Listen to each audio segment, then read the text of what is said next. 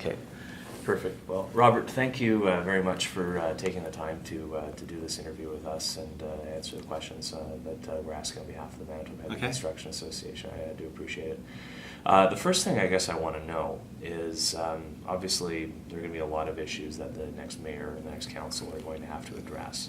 And what I'm wondering is, in your mind, where does improving the city's infrastructure rank as a priority for you as a mayoral candidate?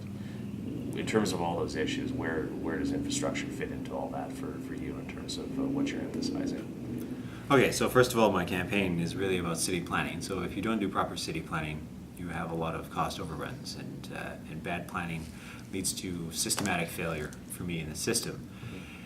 And so when you consider, for instance, the infrastructure projects we have been doing, you have to think out long term what type of city you actually want to be developing. So what if you had to imagine a city in 20 years, what would you like to see in the terms of infrastructure? And in that case, so what I've been talking about is looking at either transit or public transportation, but looking at infrastructure not in the way of just simply pouring cement, but how you actually get the best long-term value. So it rates, it's fairly high, obviously, because it's high in the minds of all citizens. But there's also other considerations that I have in this campaign. Now, I think the city is actually a quite divided city, and I think the way we actually design our environment in the city of Winnipeg hasn't been conducive to building a united city, where people can actually interact with each other and have different perceptions of each other. I think we've designed a city in a way which actually accentuates those divisions and doesn't bring people together. And so one of my main things is how do we, through city planning, design a city in which it actually brings people together. You mentioned long-term value and trying to be able to get long-term value in terms of the investments that are made, in terms of planning the city and investing in that infrastructure. There is a fairly significant infrastructure deficit within the city, and it's true in cities across Canada. What would be your plan to go about trying to address that deficit? Like, what specific things will you do? Can you tell me a little bit about that in terms of trying to be able to invest in infrastructure and do some of these things? What will you do as mayor? Well, any politician that stands up and says, I'm going to invest $1 billion in something, frankly, is probably lying. Because the deficit's around, some people have calculated at $7 billion infrastructure deficit in the city of Winnipeg. The city just doesn't have the financial resources in order to meet that requirement by itself. It has to rely on other levels of government to help out. The problem with a lot of the programs that actually come forward is it has to be a new project of some type. They're not, the provincial and federal government often aren't really interested in doing the maintenance type work. They want to see something completely brand new, and the example of that would be the BRT route, which is, a perfect example of something which I'm not sure the long-term benefit of it. I'm sure we could do something far better, but do it right off the bat. It might cost a little bit more, but we get a longer-term benefit. But in this case, I have actually a 4-point plan. The first part is actually working with the provincial government. So talking to the provincial government, and because they have raised the PST by 1%, and they do have greater financial resources than the city in order to raise revenue. And I understand they have difficulties with their flooding, and they have other infrastructure projects that are a priority for themselves. But at the end of the day, once that flooding is gone, or that risk factor has been eliminated, and they've mitigated that, I expect the province to actually sit down with the city and actually come up with a way of ensuring that the people of the city of Winnipeg, who represent over 70 to 75% of the Manitoban population, received their just fair part of that infrastructure money. And not just simply by building new recreation centers, which are very important, but actually looking at the roads. And for me, it doesn't really matter who's cutting the ribbon. If the province wants to stand out there and get the celebration, the kudos for having done the job, at the end of the day, that's what I care about. Because if you think about cities, why they're important, it's about the movement of goods, services, and people around efficiently.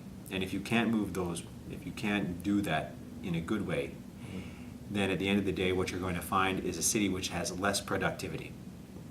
The World Bank is very clear about, when you spend money on infrastructure projects, it's actually much better to spend it on roads, and ensuring the efficient flow of traffic, because you can get people and movement of goods around the city in a faster way. And that's where you get the biggest bang for your dollar. Because if you're delivering, for instance, parts from the north of the Winnipeg to the south end of the city for a business, or you're a salesperson and you're stuck in traffic,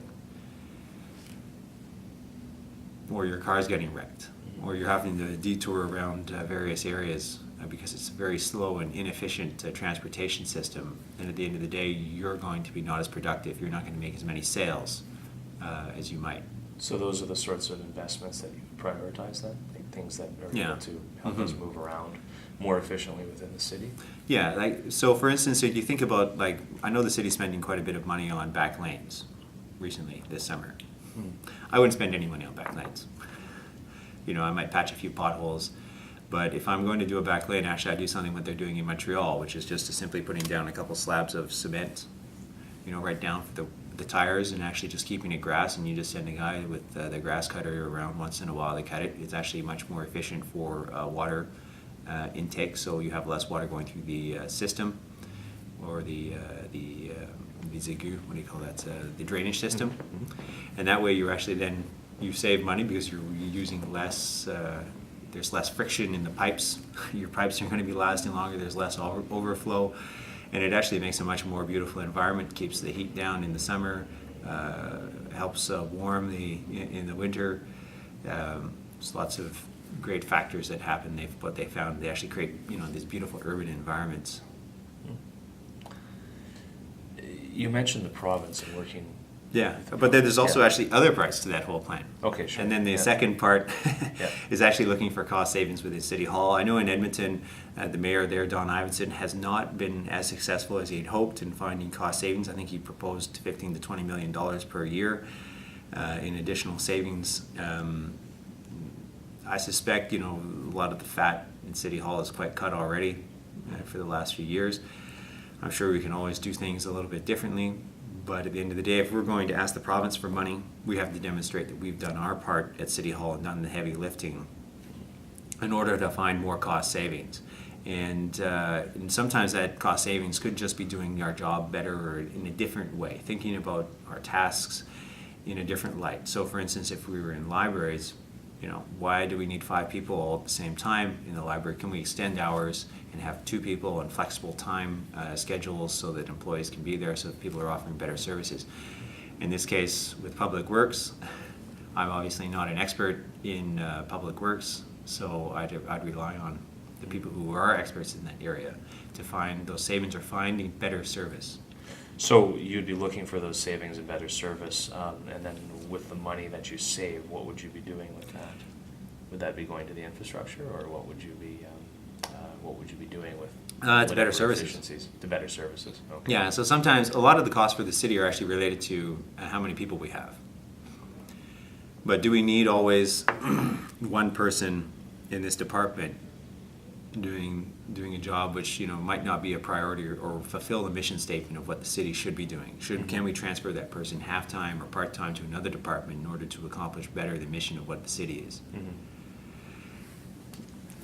And it could be as simply as taking someone who cuts the grass at certain periods of the year and saying, well, you don't really have very much grass to cut this year because it's, you know, very dry and hot like last summer. We're going to transfer you to another department where you're going to do something else for a certain period, and then we'll bring you back when we actually need you to cut the grass.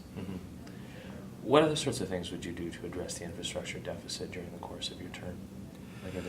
Well, I think the city's actually already kind of put some money towards that. I think what it was, $340 million over 5 years. I think something like that. Yeah. So they're obviously trying to address the issue, but the problem is, at the end of the day, the city just doesn't have the financial resources to do it. And so what I've proposed in the city of Winnipeg is something called a land value tax. It's used across jurisdictions around the world, and I'm going to tax surface parking lots in the downtown core as if it was a 4-story building. Now, we already have the $40 million grant that people can receive, companies can receive, in order to encourage development, the so-called carrot. But I'm going to apply the stick, the land value tax, and it will raise $26 million. But what that also will do is force developers to actually start building in our downtown core. And this has a number of effects, because all of a sudden we're building commercial and residential space. The overall effect, I think, on the market will be to remove or to stimulate more development in the inner city or the downtown neighborhood. And the long-term effect will be, you'll have more apartments, you'll be adding value to through building, to materials, and when you do construction, you're adding value to something. It's a fun way of stimulating the economy of a local region, and it provides great jobs. It provides profit for companies if it's done well. And if you look around here, you look down, there's quite there are quite a few surface parking lots. People, and they don't like them. People, it's like teeth gone missing from a mouth or something, like someone's been punched in the face. So the land value tax is one way that you would raise revenue, but what are some of the other ways that you would try to raise revenue for the city in order to be able to pay for improved infrastructure? Well, that would raise around $26 million. Yeah. But at the end of the day, once again, you have to rely on the province. Yeah. If the province isn't willing to invest, then you have to use every means at your disposal, because there's an election coming up. And if the mayor doesn't have the level of independence necessary in order to say during that election, are you supporting me, are you for us, or are you against Winnipeg? And we have to remember a lot of the members of the legislature actually live in Winnipeg. Mm-hmm. And if they want the support of the mayor, then I think the mayor is going to have to become involved in that provincial election in a big way, and demonstrate which party is actually going to be supporting Winnipeg and which party is not going to be supporting Winnipeg. Right. It doesn't mean you can't sit there working in the background and be nice and play nice in the sandbox. Mm-hmm. But sometimes you have to be like Danny Williams out in Newfoundland and say, at the end of the day, we don't think we're receiving our fair share. Right. And you have to fight for it, and you have to fight hard. And what usually happens is people said, well, Danny Williams, we're not going to listen to him. Well, the Conservative government in Ottawa ended up listening to him, and they negotiated a fantastic accord on energy for Newfoundland. Mm-hmm. And they got a couple more seats, which helped them get their majority government. Right.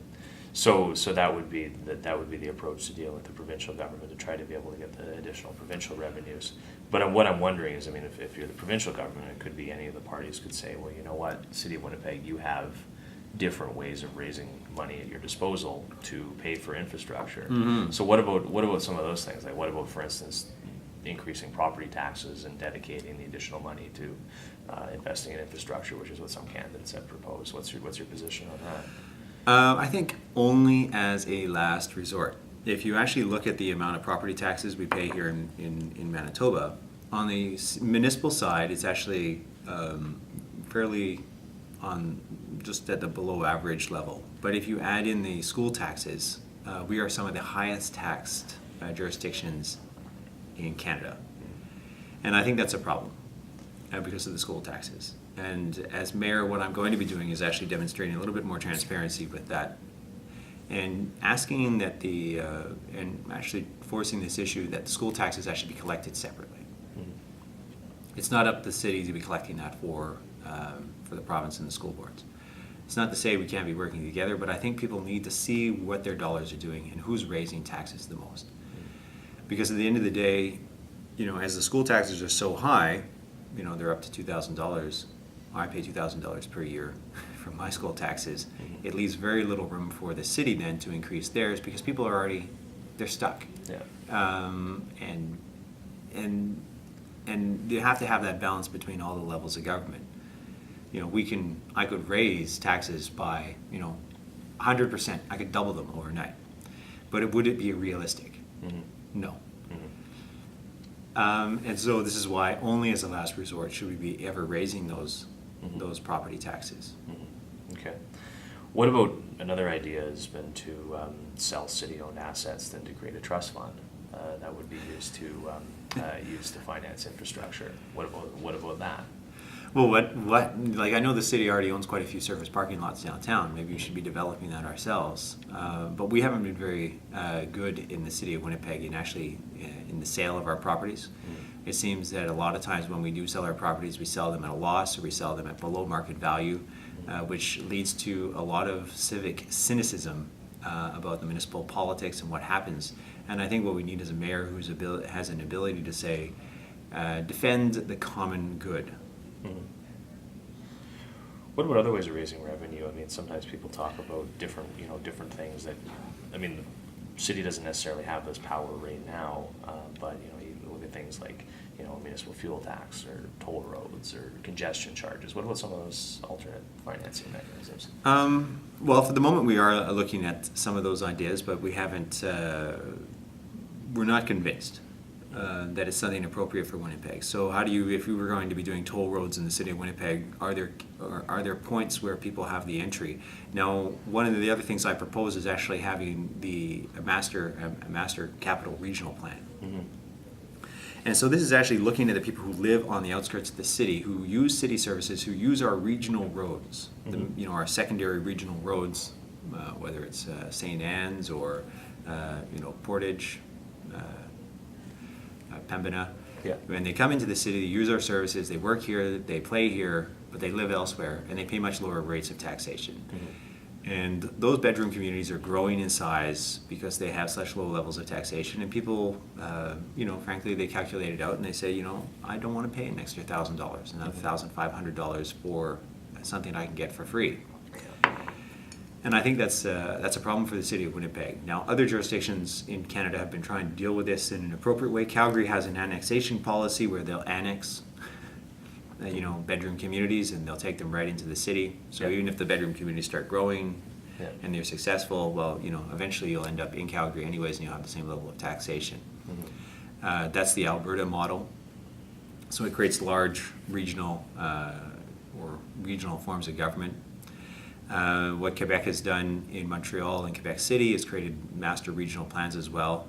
And they created a council, and I think we had this here in Winnipeg in the 1970s. Mm-hmm. In the 60s, where we had a metropolitan council, region council. Yeah. And, some people, I guess, they weren't very satisfied with it because there was a lack of accountability. No one was really elected to that board.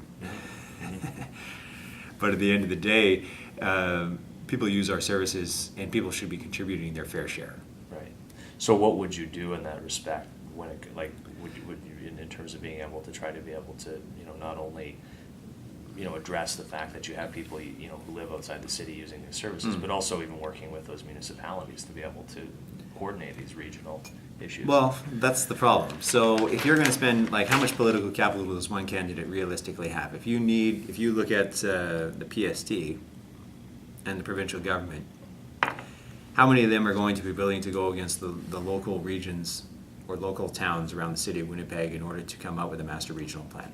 That is, I think, something of a tall order. It would probably be easier for them to, dedicate a certain percentage of the PST that they collect to doing the infrastructure in Winnipeg once they have the ability to do it. Mm-hmm. Because, people love people when they cut ribbons and they hand out cash, but it's very hard to go around collecting it, as we've seen in a lot of debates. Mm-hmm. Yeah. So the solution would be if the province is giving Winnipeg its fair share would solve that problem in your view. Is that well, that would work out to be about $225 million per year. Mm-hmm. In additional funding. The problem, I think, at that point as well do we have the capacity in the construction industry to take up that amount of extra funding for capital infrastructure projects, where we're renewing the pipes in the streets and ensuring that the product we're actually putting in the ground. Mm-hmm. One thing I would like to say, though, is if we're going to be putting infrastructure in, I'm not in favor of the lowest cost. Mm-hmm. Because I think sometimes when we do always the lowest cost type of project, we don't always get the best quality. Mm-hmm. And I know politicians love to say, we got the cheapest price. But at the end of the day, for me, what's important is how long is that infrastructure going to last? And so when I look at the Arlington Bridge, it's 100 years old. It's still standing. How many of the other bridges that we build in the city, the overpasses, could last for 100 years? Mm-hmm. That's a good question. When I look at certain infrastructure projects, and people always tell me they compare ourselves to South Dakota or North Dakota quite often and say, we have a similar environment, and when you drive on their roads, they seem to be well maintained compared to what we have here in Canada. And people always ask why. Well, they spend a bit more money on their roads, is what I've been told. There's also more federal investment in there is, yeah. So that's part of it too. Yeah. Yeah. Okay. So, and maybe just tell me a little bit more about just sort of the internal planning process within the city, and sort of what you would see as being some of the ways that could be improved in terms of infrastructure planning just being improved within the city of Winnipeg itself. Like what would you do as mayor to try to make that better, specifically? For the internal planning process, I'm going to ask more from my engineers. Okay. and how so? I want them to come up with the plans. Mm-hmm. I don't want to be using consultants anymore. And I think if the city has a large cohort of engineers, and that we should be using those resources within the city. Mm-hmm. If we have city planners, then we should be giving them the freedom to actually sit about and designing the city in an appropriate way, and using those human resources to actually produce the results that we want. Because that, at the end of the day, is excuse me. That at the end of the day is the expertise of the city, and I want to support them in everything that they do. You know, public-private partnerships are used to build some major infrastructure projects. What's your position on that? Is that something that you're in favor of looking at in terms of trying to finance major infrastructure projects within the city? The concept is always interesting because there's a balance that needs to occur between obviously the ability, because when often government does projects, we often have a bit of a cost overrun. Mm-hmm. The costs always seem to be a little bit higher. And so that's the reason why we have the PPP, is to keep costs lower. Right. Because private enterprise is often very good at keeping costs on the low side. Mm-hmm. The issue, though, is there's always that level of profit that has to go towards the private company in order to pay for those services. Mm-hmm. And it seems that often when we do a PPP that, you know, we still keep the same level or size of government, but we don't reduce ourselves in concurrence to the amount of private involvement. Mm-hmm. I don't know if you understand what I'm saying. Can you elaborate? Well, if I was a city and I was doing a project by myself, yeah, I would need this number of engineers and city planners and people who are doing all the work. Mm-hmm. And then all of a sudden we're doing a PPP, and often what happens is we bring in an extra level, and instead of decreasing the amount of people working in the government, because there we have enough people working in the private sector, we keep, you know, generally pretty the same, maybe just a little bit less, and at the end of the day we don't see as many cost savings as I think we could find. Mm-hmm. So the solution would be then to just have less government involvement if you're doing that, or like what is exactly your position then in terms of using P3s then? Well, we use P3s because that's the federal government. Mm-hmm. That's their program. Right. So that's why we use them. Yeah. If they were using another program, if they had another ideology, we'd be using something else. Mm-hmm. Okay. Your position's still not. You're sort of 100% clear to me. So yeah. I mean, we're dealing with. You're saying that, you know, the federal government does that. That's the reality that we have to live with. But in terms of what you would do as mayor, I mean, is it something you would use more? Or is it something you would try to use less? I mean, or at all? I'm going to be demanding more from my engineers and my city planners. Right. And I'm going to be enabling them to do that work. Okay. Because we have those resources at City Hall. We're one of the largest employers of engineers mm-hmm. in Manitoba, mm-hmm. and I'm going to be using them to the fullest extent possible. Sure. Okay, great. You know, we've been talking mostly about core infrastructure, you know, defined as being streets, roads, sewer, that kind of thing. Mm-hmm. You know, that's the way it's defined in a lot of reports about infrastructure, like for instance the Infrastructure Funding Council report that was done about 3 years ago with involved the Manitoba Heavy Construction Association. So there's the core piece of it, but then there's also the social piece of it, obviously. So, you know, community centers, recreation facilities, libraries, some of those sorts of things. That is calculated in terms of being a part of the infrastructure deficit as well. Where would you try to strike a balance in terms of investing in core versus social infrastructure, like in terms of like where you're going to be allocating the money, you know, and I mean both, you know, there's a need for renewal in both. Where would you try to strike a balance in terms of what you're financing? So what I find often occurs at City Hall is when we create new communities, and you're talking about recreation centers and social aspects of infrastructure, mm-hmm. I don't think there's actually a lot of city planning that goes into that. And so we've constructed, for instance, Waverly West, and people may say, it's this fantastic development.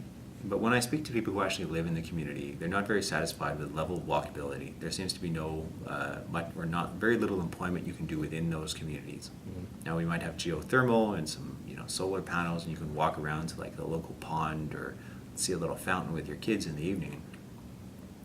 But there's no schools.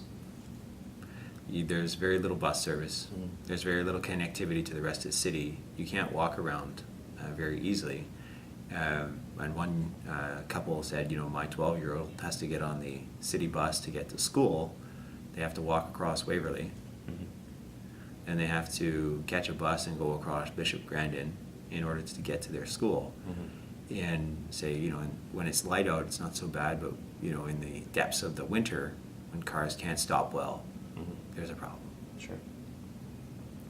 So I'm not very satisfied with how we're actually developing a lot of the communities.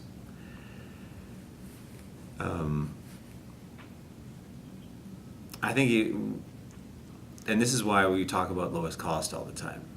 We always want the cheapest product, but sometimes the cheapest doesn't give the longest results. And when you think about the aqueduct that we built, it's 100 years old and it's still functioning.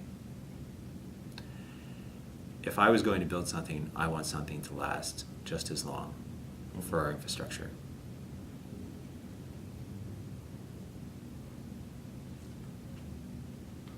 But I also want communities, for instance, that actually make people healthier. I want the environment to be well thought out, that actually, creates that moment when you actually have to walk, a few blocks to get to something because it's going to improve your overall health. And that what that does then is, it decreases health costs for the province. I'd like to see more mixed type of development going on in a lot of our suburbs. So not always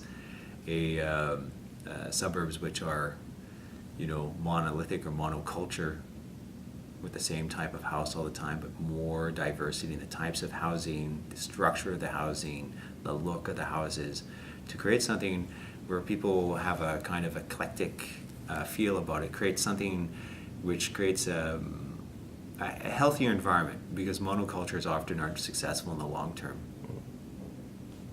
Study after study shows that. So in Calgary what they're doing is they're actually mandating a certain number of social housing units or co-ops within certain neighborhoods. So if you have one house which is a $500,000 home, and next door you might have a large duplex, similar style, but it might be a duplex. Mm-hmm. Okay. To what extent, I mentioned the Infrastructure Funding Council report a moment Mm-hmm. ago. You're familiar with it? Yes. Yeah. As far as that report contains a lot of recommendations, and it went to council 3 years ago, and those recommendations, for the most part, haven't been acted upon. If you were elected mayor, what would you do to try to be able to get those recommendations enacted and in place? Which type of recommendations? Well, there's a whole host of them, right? So I'm just wondering if there's any in particular that stand out for you that you would be supportive of, that you would try to be able to. Well, I think the main problem is the level of money. Mm-hmm. The city just doesn't have the financial resources to implement a lot of things. Mm-hmm. I've already talked a bit about the tendering process. I'm not convinced always the tendering process we have in place actually facilitates, for instance. Was that in part of the report? I believe it was, yes. Yeah. I'm not always convinced the tendering process we actually use in the city is to the best advantages of the companies here. Mm-hmm. And sometimes actually I like to see a bit of a different way of thinking about doing things concerning that. Now, what type of way? Yeah, so I'd like to see more of an open online bidding going on, but I also like to see more of a streamlined process where. Because sometimes I think when you have to fill in those tendering contracts, it becomes almost so onerous that it becomes very difficult. Companies invest a lot of financial resources into doing that tendering, and you might not get the contract. Mm-hmm. And I think that causes, that takes away from the level of productivity. You have to hire a team essentially to put together a bid in order to win that contract. When you already, essentially, a lot of times people already know what it is they should be doing. and they can probably cost estimate it out, fairly simply. Mm-hmm. And this is why I want the city to be doing more of that work to set it up so that it's easier for even smaller companies to larger companies to have the ability to bid and to make that an easier process for them. Okay. Anything else? Anything else you'd like to add? I don't know. No? In terms of talking about infrastructure and your plans, that we covered everything, once again, Yeah. like the World Bank, Yeah. they, all the studies show that if you spend money on infrastructure, and if you spend it on the right type of infrastructure, you get longer term benefits for your local regional economy. Mm-hmm. And so what I'm really concerned about is what type of infrastructure we're going to be putting in place. What goods and how to move goods, services, and people around the city in an efficient way to increase the level of productivity of the citizens, of businesses, to ensure that they're doing their jobs properly. Because the more productive you are, the more money you're making. Mm-hmm. And so, for instance, this is one of the proposals I put forward, is actually looking at the public transportation system. So doing a metro bus system, which is very, so I won't be doing the second leg of the BRT. And the idea there is to actually do city planning and follow what other jurisdictions have done very successfully. So for instance, the Réseau de Transport de Capitale in Quebec City, which has a metro bus, implement that, and to move where people live, where they want to go, and who actually uses bus systems or public transportation systems, and then have the buses come every 5 to 15 minutes. Then actually complete a study paid for by 50% by the federal government, which is in the law, looking at rail relocation. Then move the rails outside the city, paid for once again 50% by the federal government, which will be a huge undertaking because we'll actually have to lay new track right around the city and create essentially a rail yards on the outskirts of the city and not allow any development to occur around it. Mm-hmm. And then the third process is actually putting in place an LRT system.